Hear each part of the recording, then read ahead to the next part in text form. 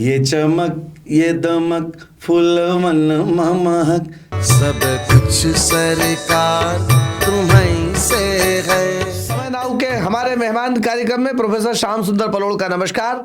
इस वक्त स्टूडियो में हमारे साथ उपस्थित है देश के जाने माने भजन गायक और सुंदरकांड से अपनी यात्रा की शुरुआत कर भजनों के क्षेत्र में ये चमक ये दमक इस भजन के द्वारा पूरे विश्व में जाने पहचाने वाले पंडित सुधीर व्यास। पंडित सुधीर व्यास जी, आपका स्टूडियो में हार्दिक स्वागत है। सुधीर जी, आप देश के जाने माने भजन गायक हैं। पूर्व में आप सुंदरकांड के लिए जाने जाते थे। सुंदरकांड की विधा से आपने अपने करियर की या अपनी भक्ति की शुरुआत की। बेशक सुंदरकांड के लिए आपको पूरे देश में अनेक जगह बुलाया जाता रहा है और आपने बड़ी शिद्दत से सुंदरकांड का पाठ भी हमेशा किया है। लेकिन इन दिनों आपकी जो ख्याति है, आपकी जो पहचान है, वो भजन गायक के रूप में ज़्यादा है। तो ये जो यात्रा आपकी यहाँ से लेकर यहाँ तक की है, सुंदरकांड से लगाकर भजन क्षेत्र तक की, इसके बारे में आप हमारे दर्शकों तक क्या विचार पहुँचाना चाहेंगे? देखिए सर, सुंदरकांड की जो मैंने विधा अपनाई थी उसमें मुझे लगा था कि सुंदरकांड को प्रसंग के हिसाब से गाना चाहिए। जैसे अशोक वाटिका का प्रसंग है जी, तो उन रागों का हम चयन करें, या लंका दहन का जो प्रसंग है उसको लंका उस जोश में हम उसको प्रस्तुत करें। तो इस हमने प्लान बना के उसको शास्त्रीय संगीत से जोड़ा जी, सुंदरकांड को, और वो बड़ा प्रचलित हुआ। लेकिन बीच में भजन भी कुछ राम जी के चलते रहे और मैंने 2019 में एक भजन बनाया कि जितना दिया सरकार ने मुझको इतनी मेरी औकात नहीं।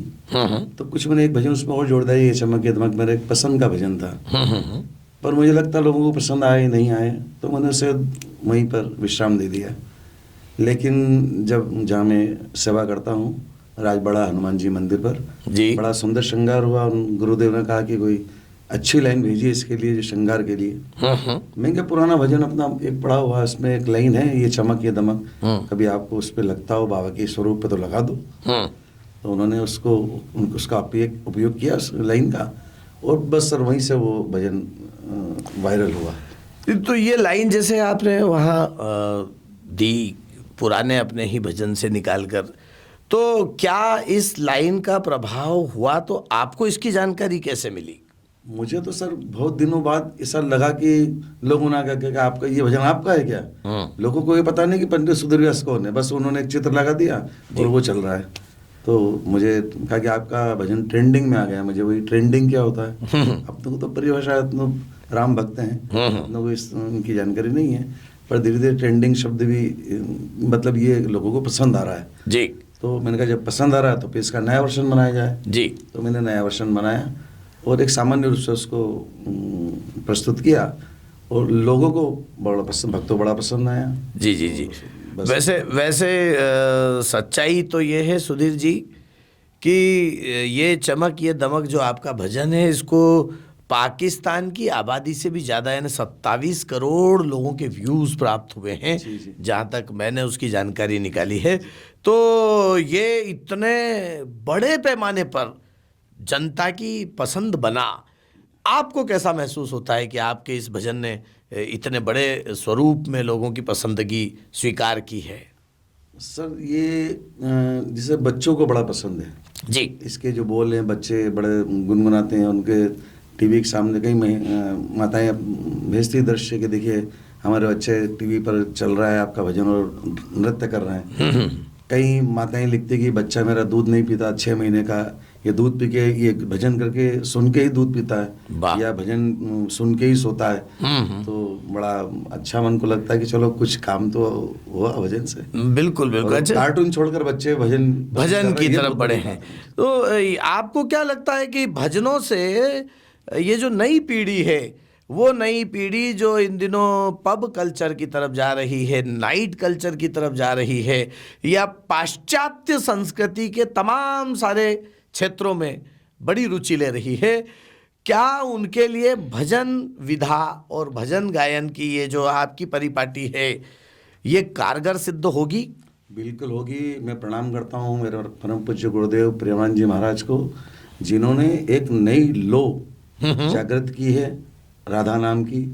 नाम में जो ताकत है उसका परिचय लोगों से कराया। भजन में क्या ताकत है ये लोगों से परिचय कराया।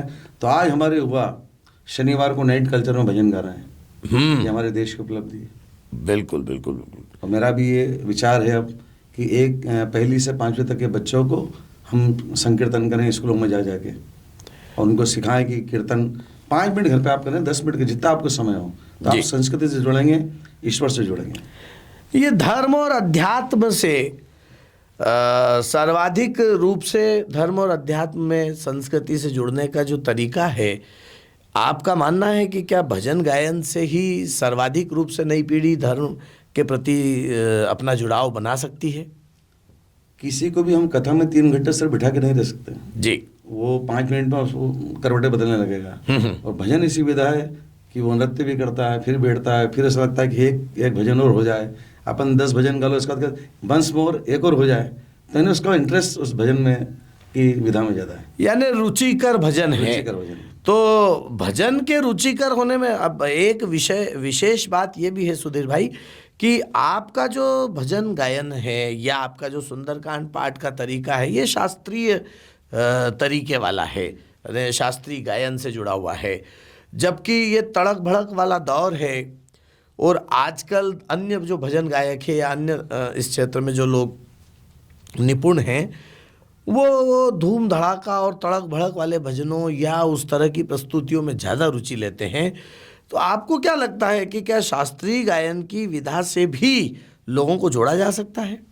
भजन के जो बोल अगर वो हृदय को स्पर्श करना चाहिए, बस एक ही शर्त है, आपके स्पर्श हो गए, उसका संगीत उनके दिमाग में बैठ गया, तो समझ लो भजन कभी भी नीचे नहीं जा सकता, उसको लोग सुनेंगे जी जी और उसको पसंद करेंगे। अभी एक दौर आया था जिसमें शोर वाले भजन चले जी, लेकिन अब फिर एक दौर आ गया जिसमें हमारे इंद्रेश जी महाराज हैं और कई ऐसे संत हैं जिन्होंने उस भजन की शैली को बदला है। मतलब कुल जमा ये है कि भजन की भी अलग अलग जो शैलियाँ हैं वो पसंदगी और नापसंदगी के अलग अलग कारण बनाती है।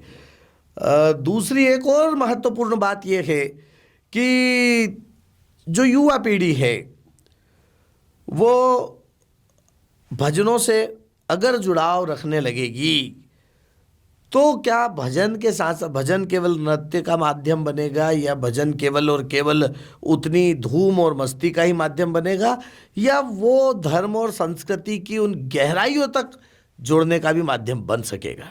बनेगा, अवश्य बनेगा। कैसे? कोई ऐसा उदाहरण आपके ज़हन में हो तो आप बताइए कि जैसे कि भजनों से अचानक यदि कोई परिवर्तन वाला युवाओं में कोई परिवर्तन आया हो। अभी सर युवाओं में अपन देखते हैं कि पहले युवा जैसे ड्रेस कोड उनका कुछ अलग था, अब कई आप देखिए बाजार में कई युवा धोती कुर्ते में रहते हैं, कई हमारी छोटी छोटी बच्चियां तिलक लगाकर निकलती, कैसे सुंदर लगती हैं, उनके मस्तक पर तिलक लगता है, कहीं ना कहीं तो जुड़ी है जी, इस्कॉन से जुड़े, हरे राम हरे कृष्ण से जुड़े, राधा से जुड़े, वो कहीं ना कहीं उनका जुड़ाव होता है। एक बार जब भजन की विधा में जाएंगे तो उन्हें पता लगेगा कि ईश्वर की कृपा क्या होती है। भजन मतलब कृपा का प्रसाद आपको मिल रहा है। भजन भक्ति और कृपा के इस प्रसाद के रूप में जो जनता स्वीकार करती है, बेशक आपकी इस विचारधारा, इस सोच, इस दृष्टि को मैं प्रणाम करता हूँ। साथ ही साथ एक और महत्वपूर्ण बात यह है कि वो पंडित सुधीर व्यास जो कभी शहर में सुंदरकांड के पाठ के लिए बुलाए जाते थे, धीरे धीरे वो भजनों के क्षेत्र में आए, लेकिन आज ये स्थिति है कि पंडित सुधीर व्यास अंतर्राष्ट्रीय स्तर पर दूर सुदूर देशों में अपने भजनों की प्रस्तुति दे रहे हैं। तो अब तक भजन के माध्यम से आपने किन किन देशों की यात्रा की है? सुंदरकांड तो मुझे सुनाना था, अशोक वाटिका में से हमारा मन था जी, वैसे हनुमान जी ने सुनी कृपा की, और 2019 में अशोक वाटिका की उस प्रांगण में जहाँ पर हनुमान जी ने लीलाएं की, वहाँ सुंदरकांड के श्रीलंका में जी जी श्रीलंका में अशोक वाटिका में सुंदरकांड किया। वहाँ पर प्रभु राम जी का दर्शन भी हुआ। ऐसा एहसास हो कि राम जी यहीं कहीं हैं, लेकिन हनुमान जी का साक्षात दर्शन एक 6 फीट के वानर के रूप में हुआ। हमने कभी देखा नहीं कि 6 फीट का वानर होता है। हाँ। लेकिन वो अपनी स्टाइल से चल के आए, हमारे बीच में कुछ मिनट रहे और बहुत बड़ी सेना उनके साथ थी, 300-400 बंदरों की, वो आसपास जब तक पाठ चला वो आसपास मंडराती रही, जैसे ही पाठ समाप्त हुआ सब चले गए। वाह, ये हमारा अनुभव रहा। तो श्रीलंका में आपने इसके अतिरिक्त और कौन कौन से देशों में? हम बाली गए थे कार्यक्रम करने के लिए, तो वहाँ का बड़ा अच्छा अनुभव मेरा रहा। बाली में भी आपने कुल जमा? हाँ, बाली में हमने। तो विदेशों में रहते हुए कोई ऐसा अनुभव बताइए ना जो कहीं ना कहीं आपको रोचक और अलग लगा हो। कोई ऐसा अनुभव भजन गायन के लिए या भजन गायन की यात्रा में कहीं आपको मिला हो?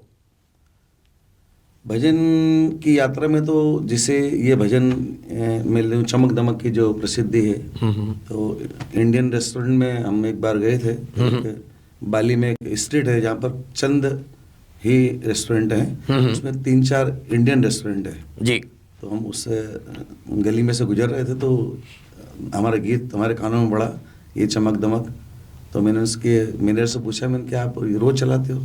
बोले सुबह शाम जब भी भोजन का वक्त होता है। तो बोले, मैंने पूछा क्यों?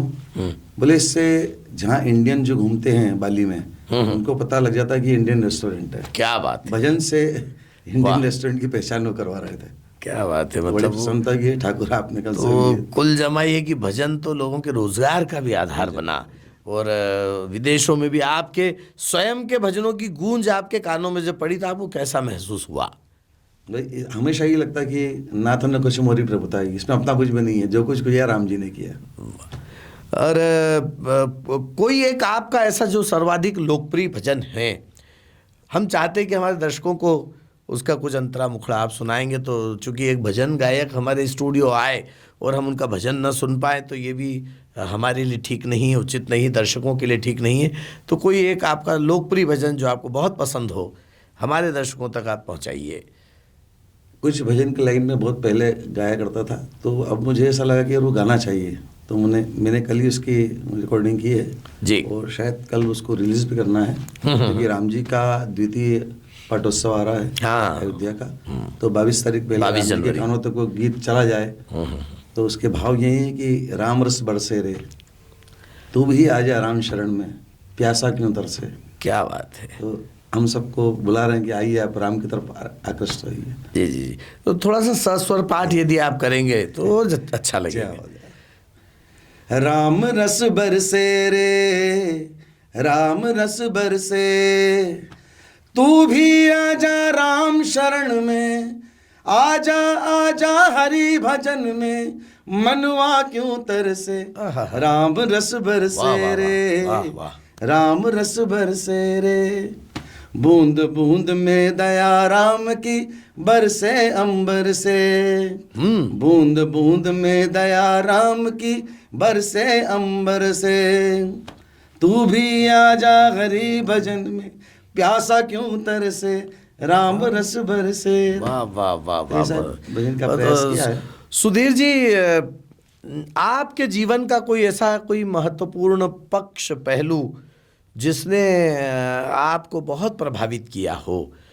चूँकि आज पंडित सुधीर व्यास देश की एक बड़ी सेलिब्रिटी है, तो हम चाहते हैं कि ऐसी शख्सियत जो हमारे अपने नगर इंदौर की है वो अपने किसी अनुभव को हमारे दर्शकों तक ताज़ा करेंगी, और ऐसे अनुभव जो कहीं जीवन में परिवर्तन लाए हों तो वो ज़्यादा इस शो की सार्थकता देंगे। सबसे बड़ा लाभ तो सब मुझे ये हुआ कि भारत के जितने प्रमुख संत हैं उनका मुझे बहुत आशीष मिला। राधा वल्लभ मंदिर वृंदावन, राधा रमन मंदिर वृंदावन, या अवधेशानंद जी महाराज, जो भी जितने भी संत हैं सभी ने पसंद किया और मुझे बड़ा प्यार करते हैं। और उनको एक अच्छी चीज़ लगती है मेरी सादगी की, ये बहुत साधारण सरल है। तो वो पूछते हैं ऐसा क्यों, जबकि आपको तो भी ऐसा होना चाहिए वैसा होना चाहिए। तो मैं उनसे कहा करता हूँ कि हमारे गुरुदेव कहते हैं, मेरे गुरुदेव है धाम सरकार, श्री धाम जी जी। वो कहते हैं कि जब वृक्ष पर फल लगते हैं तो वो नीचे की ओर झुक जाता है, तो आप जितना नीचे झुकेंगे जी उतनी आपकी हाइट ऊपर बढ़ेगी। वाह। तो उनके सिद्धांत पर मैं चलता हूँ और वही मेरे परमात्मा है, समझ के चलिए। जी जी। मतलब श्री उनका आशीष हर मेरे वीडियो में उनका चित्र आएगा जी धाम जी। सरकार। इसीलिए आप सरकार शब्द का अपने भजनों में उपयोग खूब किया है। ये बड़ी बड़ी महत्वपूर्ण बात है कि गुरु के प्रति हमारा नमन और नतमस्तक होना, जी जी। ये हमारे अपने संस्कार हैं। तो गुरु से कोई सबसे बड़ी प्रेरणा आपको क्या मिली, जिस पर आप कहीं हमें बता सकें कि भाई गुरु के सानिध्य में रहकर आपको भजनों के प्रति जाने की, या कहीं कोई किसी विशेष प्रकल्प की कोई प्रेरणा मिली हो? हमारे गुरुदेव का तो एक ही कहना है कि राम आपके मन में है। जी। आप जब भी मुझसे कहते हैं कि जब भी आप मंच पर बैठें तो यह कहें कि गाने वाला हनुमान है और सुनने वाला आपके अंदर जो राम बैठा है जी, वो सुन रहा है। क्या बात है, वाह वाह।